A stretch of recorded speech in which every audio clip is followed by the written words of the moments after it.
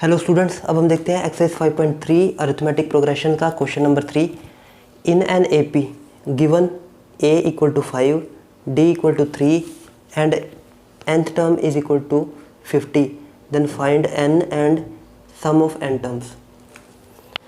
तो हमारे पास जो सम ऑफ n टर्म्स का जो फॉर्मूला होता है वो होता है n/2 2a plus n-1 d। तो हमें एस एन फाइंड करना है। यहाँ पे हमारे पास फर्स्ट टर्म भी गिवन है, डी भी गिवन है, लेकिन एन गिवन नहीं है। तो एन फाइंड करने के लिए हम nth टर्म का फॉर्मूला लगा लेते हैं, वहाँ से हमें एन की वैल्यू मिल जाएगी। तो ए एन इक्वल टू हमारे पास फॉर्मूला है ए प्लस n-1 डी। हमारे पास nth टर्म क्या दी हुई है 50, तो ये होगी 50 और फर्स्ट टर्म कितनी है 5 प्लस n-1 डी कितना गिवन है 3।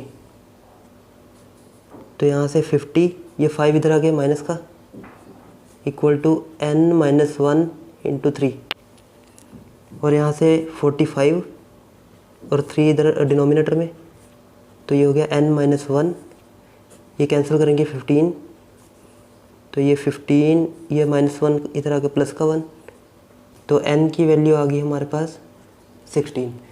n 16 आ गया, मतलब हमारे पास इस एपी में जो हमारे पास एपी होगी उसमें टोटल 16 टर्म होगी। तो ये हम इसको ये भी बोल सकते हैं सम ऑफ, यहाँ पे n टर्म्स लिखा था तो टर्म्स कितनी हमारे पास 16, तो sum of 16 terms, sum of 16 terms. तो 16 टर्म्स, n की वैल्यू कितनी आई 16 अपॉन 2 इंटू ए हमारे पास 5 प्लस n-1 मतलब 16-1 और d कितना है, d हमारे पास है 3। या तो हम इसको ऐसे फाइंड कर ले, और दूसरा तरीका हमारे पास एक और फॉर्मूला था S n equal to n/2 a plus l। तो l को हम a n भी बोलते हैं, तो चाहे इससे फाइंड कर ले चाहे इससे, लेकिन ये हमारे लिए ज़्यादा इजी रहेगा।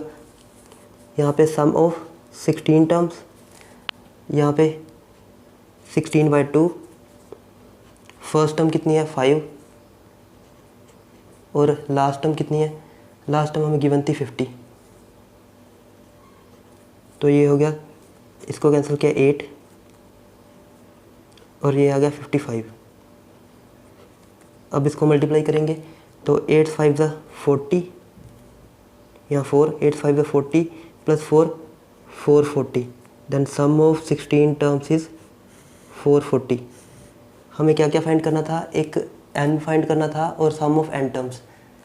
तो n कितना है हमारे पास, n है 16, तो यहाँ पे हम चाहे s16 लिख दें चाहे sn लिख दें 440। नंबर ऑफ टर्म्स हमारे पास 16। इसके बाद देखते हैं इसी का क्वेश्चन सेकंड पार्ट।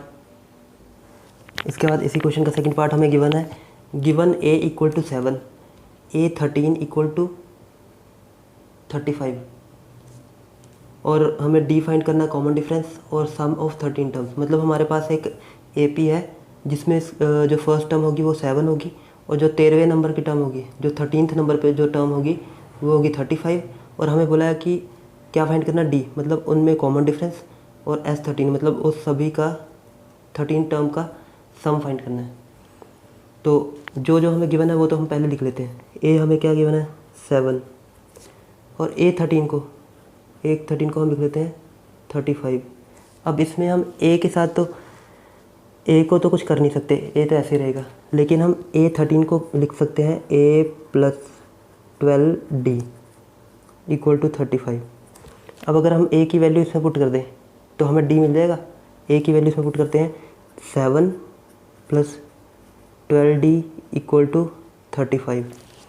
अब ये 7 उधर गया तो यहाँ हो गया 35 माइनस 7, 12d इक्वल टू 35 में 7 माइनस किए 28, d इक्वल टू 28 अपॉन 12। अब ये कैंसिल करेंगे, 4 के टेबल पे 4 3 था 12, 4 7 था 28, तो डी की वैल्यू आ गई यहाँ से 7/3। ए हमारे पास था 7 और डी की वैल्यू आ गई 7/3। अब हमें डी फाइंड करना था, डी तो हमें मिल गया। अब क्या रह गया, S13। तो S13 मतलब sum of 13 terms, sum of 13 terms. Total मतलब हमारे पास AP है 1 2 3 4 5 6 7 8 9 10 11 12 13 टर्म्स, इनका सबका सम। तो S13 के लिए हमारे पास फॉर्मूला, सम का फॉर्मूला क्या है, SN n/2 2A plus n-1 D। तो हमारे पास AP में कितनी टर्म्स का सम बोला है, 13 टर्म का, तो मतलब n की वैल्यू 13 है।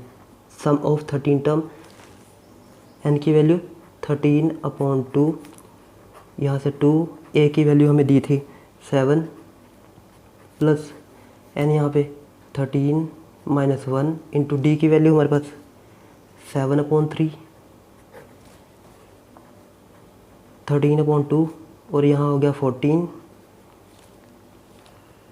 प्लस, और ये यहाँ पे मल्टीप्लाई कर, यहाँ पे माइनस करेंगे तो ये आ गया 12 और ये 7/3।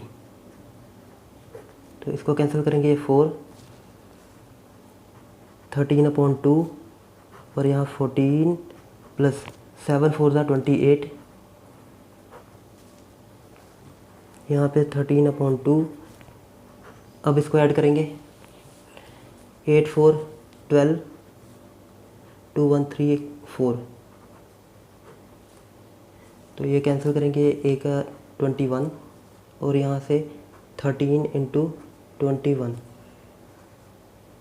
अब इसको मल्टीप्लाई करेंगे, इसको मल्टीप्लाई करके आया हमारे पास 273।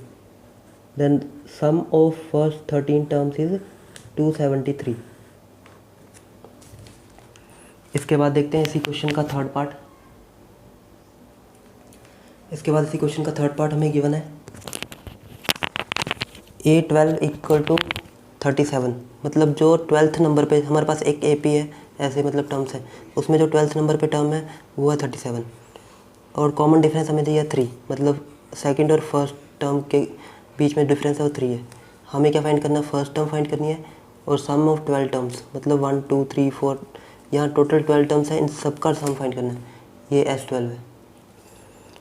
तो जो जो हमें गिवन है पहले हम वो लिख लेते हैं। हमें क्या गिवन है, A12, इसको हमने लिख लिया, और क्या गिवन है, D = 3, बस यही गिवन है। अब इसमें हम देखेंगे हम आगे क्या कर सकते हैं। D3 है, ये इसको तो हम कुछ कर नहीं सकते।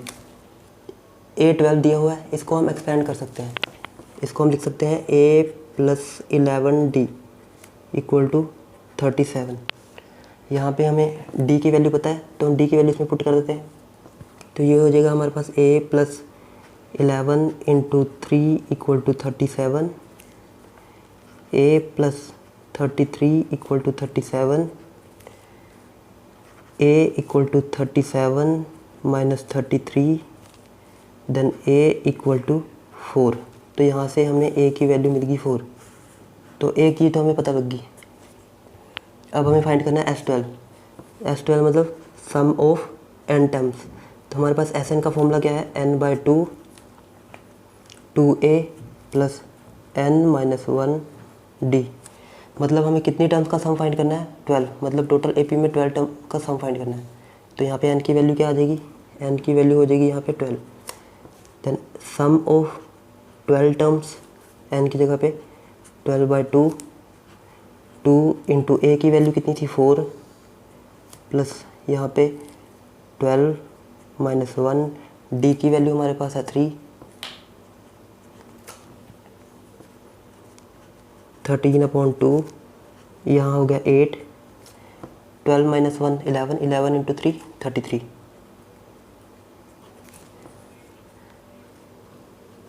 13/2। अब इसको ऐड करेंगे, 33 में 8 ऐड किए 41। अब इसको मल्टीप्लाई करेंगे इसमें, यहाँ पे हमारे पास 12 था,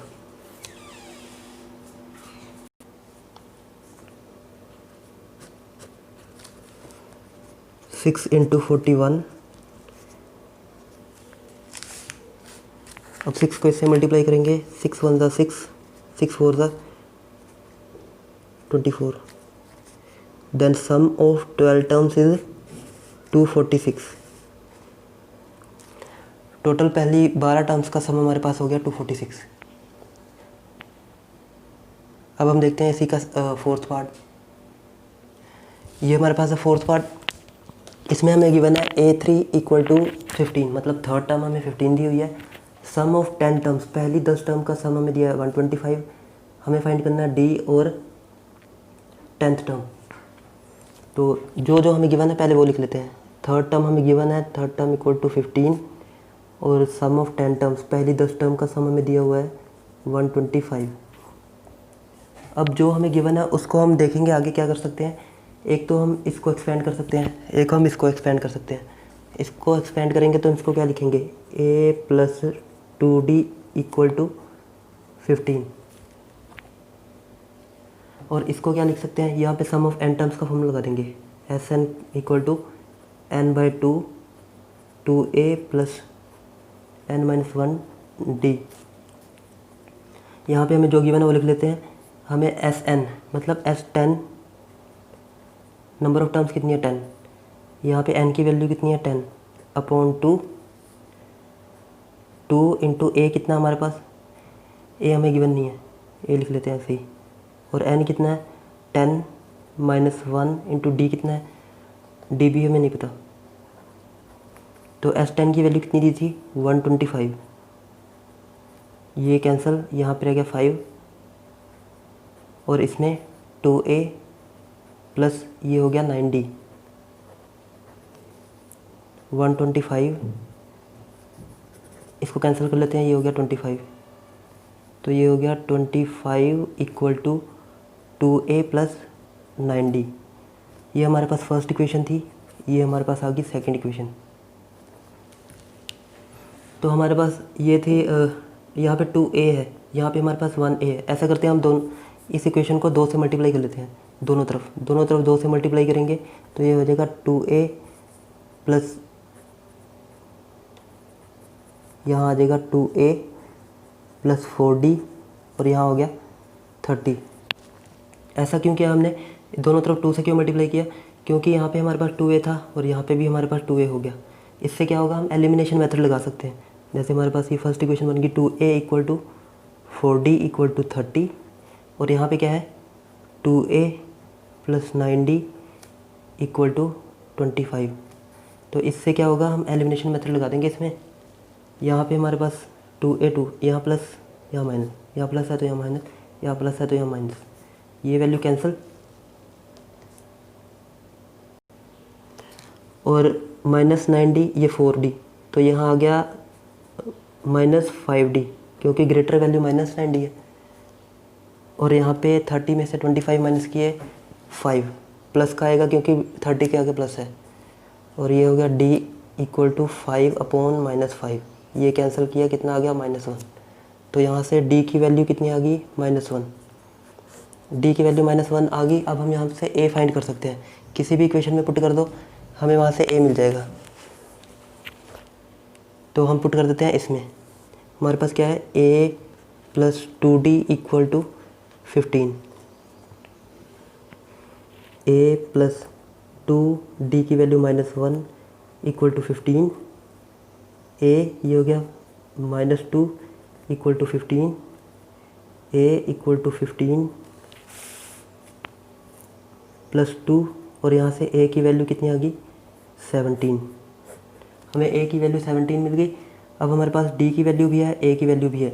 हमें क्या फाइंड करना था, हमें फाइंड करना था d फाइंड करना था और 10th टर्म। तो d तो हमने फाइंड कर लिया और 10th टर्म फाइंड कर लेते हैं।